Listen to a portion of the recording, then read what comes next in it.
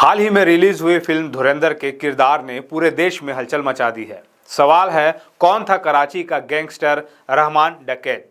हर कोई यह जानना चाहता है। आज हम इसकी पूरी कहानी आपको बताने जा रहे हैं। जी हां, हम बात कर रहे हैं सरदार अब्दुल रहमान बलूच की, जिसे दुनिया रहमान डकैत के नाम से जानती थी। फिल्म में अभिनेता अक्षय खन्ना ने जिस क्रूरता के साथ यह किरदार निभाया है, वह महज एक कल्पना नहीं बल्कि कराची के एक असल गैंगस्टर की खूनी दास्तान है। नमस्कार, मैं हूं चंद्रशेखर और आप देख रहे हैं नवप्रदेश टीवी। सोचिए, एक ऐसा गैंगस्टर जो अपने दुश्मनों को खत्म करने के बाद उनके कटे हुए सिर से फुटबॉल खेलता था, जिसकी दहशत इतनी थी कि कराची का एक पूरा इलाका सालों तक मौत के साये में जीता रहा।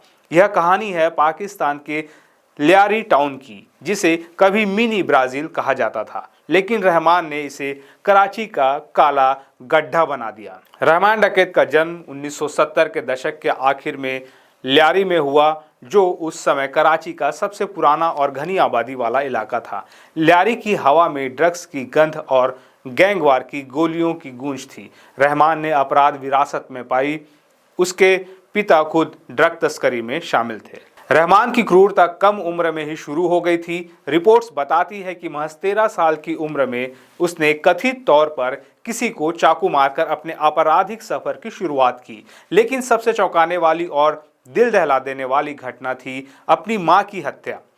साल 1995 के आसपास, यानी जब रहमान की उम्र सिर्फ 15 साल थी, उसे शक हुआ कि उसकी मां खदीजा बीबी का किसी प्रतिद्वंदी गैंगस्टर से संबंध है। गुस्से में आकर उसने कथित तौर पर अपनी मां को बेरहमी से मौत के घाट उतार दिया। कुछ रिपोर्ट्स कहती है उसने उन्हें गोली मारी, गला काटा और फिर दफना दिया। कुछ अन्य रिपोर्ट्स में गला घोंटकर सीलिंग फैन से लटकाने का जिक्र है। मिलते हैं एक छोटे से ब्रेक के बाद। क्या आपकी महंगी एलईडी टीवी के डिस्प्ले में लाइनिंग आ रही है या आधा डिस्प्ले दिख रहा है? घबराएं नहीं, रायपुर में पहली बार खुशी टेक्नोलॉजी लाए हैं एडवांस्ड लेजर टेक्नोलॉजी और लैब फैसिलिटी। चाहे एलईडी, ओएलईडी, प्लाज्मा हो या डिजिटल स्टैंडी, हम सर्विस सेंटर से कम कीमत पर सब रिपेयर करते हैं। 32 से 65 इंच तक ओरिजिनल डिस्प्ले भी उपलब्ध हैं। तो अपनी टीवी को दें नई जान। आज ही आए खुशी टेक्नोलॉजी, झंडा चौक, आरा मिल गली, शिव मंदिर के पास, बढ़ाई पारा, रायपुर, छत्तीसगढ़, या कॉल करें 9981050458। ब्रेक के बाद आपका स्वागत है। इस एक खूनी कदम ने यह साफ कर दिया कि रहमान की दुनिया में रिश्ते, वफादारी और इंसानियत के लिए कोई जगह नहीं थी।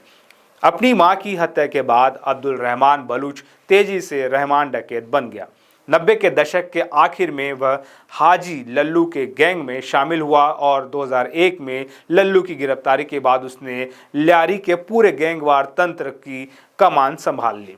अगले 8 सालों तक लियारी पर सिर्फ रहमान का राज चला। उसका गैंग जबरन वसूली, अपहरण, ड्रग तस्करी और टारगेट किलिंग जैसे जघन्य अपराधों में शामिल था। उसके खास आदमी उजैर बलूच और बाबा लाडला इतने खूंखार थे कि रहमान के आदेश पर वे अपने दुश्मनों के कटे हुए सिरों से फुटबॉल खेलकर दहशत फैलाते थे। यह क्रूरता की ऐसी पराकाष्ठा थी जिससे पूरा कराची कांपता था।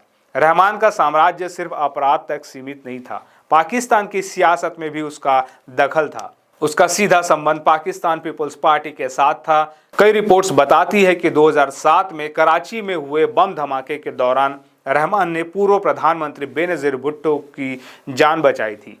इस गठजोड़ ने उसे लियारी में और भी ज्यादा ताकतवर बना दिया। जनता का एक वर्ग जिसने उसे गरीब लोगों की मदद करते देखा था, उसे रॉबिन हुड भी मानने लगा था। लेकिन जुर्म की दुनिया की हर बादशाहत एक दिन खत्म होती है। अगस्त 2009 में रहमान डकैत कराची पुलिस के साथ एक मुठभेड़ शूटआउट में मारा गया। उसकी मौत के बाद लियारी की कमान उसके चचेरे भाई उजैर बलूच ने संभाली, जिसने खुद एक लंबी खूनी कहानी लिखी। रहमान डकैत की कहानी सिर्फ एक गैंगस्टर की कहानी नहीं है, यह लियारी टाउन के उस काले सच की दास्तान है जहां अपराध और राजनीति एक सिक्के के दो पहलू बन चुके थे। धुरंधर फिल्म ने हमें उस भयावह हकीकत की सिर्फ एक झलक दिखाई है, जिसकी पूरी तस्वीर आज भी कराची की गलियों में दफन है। आप इस पूरी कहानी पर क्या सोचते हैं? क्या आपको लगता है कि इस तरह के वास्तविक और खूंखार किरदारों को फिल्मों में दिखाना जरूरी है? अपनी राय हमें कमेंट बॉक्स में जरूर बताएं। इस वीडियो को लाइक करें और ऐसी ही अनसुनी कहानियों के लिए हमारे चैनल को सब्सक्राइब करना ना भूलें। मिलते हैं अगले वीडियो में, तब तक के लिए नमस्कार।